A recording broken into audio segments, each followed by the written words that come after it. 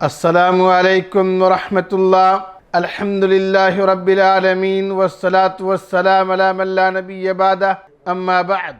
عن ثوبان مولا رسول صلی اللہ علیہ وسلم قال رسول صلی اللہ علیہ وسلم من عاد مریدا لم يدل فی خرفۃ الجنہ حتی یرجع۔ معزز ناظرین، اللہ کے نبی صلی اللہ علیہ وسلم نے ارشاد فرمایا، جو آدمی کسی مریض کی عیادت کرتا ہے تو لوٹتے وقت تک، یہاں تک کہ وہ لوٹ جائے عیادت کر کے، اس وقت تک وہ جنت کے باغ میں ہوتا ہے۔ اس روایت کو امام مسلم نے بیان کیا ہے۔ دیگر روایتوں میں ہے کہ جب آدمی کسی مریض کی عیادت کرتا ہے تو فرشتے ان کے لیے دعائے مغفرت کرتے ہیں۔ اگر صبح میں عیادت کرے تو صبح کے فرشتے صبح سے لے کے شام تک، اور اگر شام میں عیادت کرے تو شام سے لے کے صبح تک عیادت کرنے والے کے حق میں فرشتے دعا کرتے ہیں۔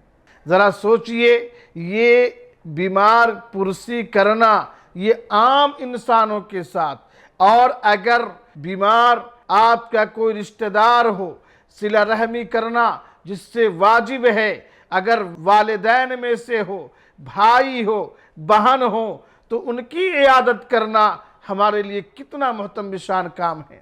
آج مسلم معاشرے کے اندر نظر اٹھا کے دیکھ لیجئے، قریبی رشتہ دار اپنا سگا بستر مرگ پہ ایڑیا رگڑ رہا ہے، لیکن بھائی اس کے طرف نظر رحمت کرنے کے لیے تیار نہیں، ان کی خبرگیری کرنے کے لیے تیار نہیں۔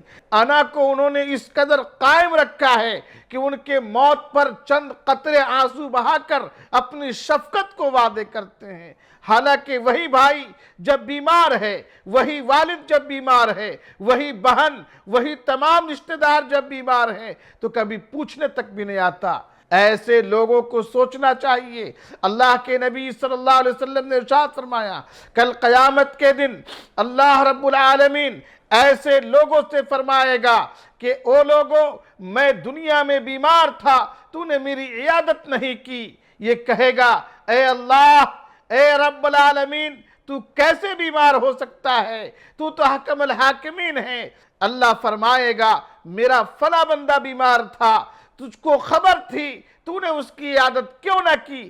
اگر تو اس کی عیادت کرتا تو تو مجھے وہاں پا لیتا۔ محترم سامعین، اس احادیث کے اندر اور دیگر احادیث کے اندر عمومی عیادت کا تذکرہ ہے، اور ہم آپ سے گزارش کرتے ہیں کہ آپ کے رشتہ دار میں کوئی بیمار ہے تو ضرور ضرور عیادت کریں اور ثواب دارین حاصل کریں، اللہ رب العالمین کی رضا کو حاصل کریں، دنیا کی تمام نفرتوں کو ذبح کرتے ہوئے ان کے گھر پر پہنچ کر ان کی عیادت ضرور کریں۔ اللہ رب العالمین ہمیں اس کی توفیق عنایت فرما۔ والسلام علیکم ورحمۃ اللہ۔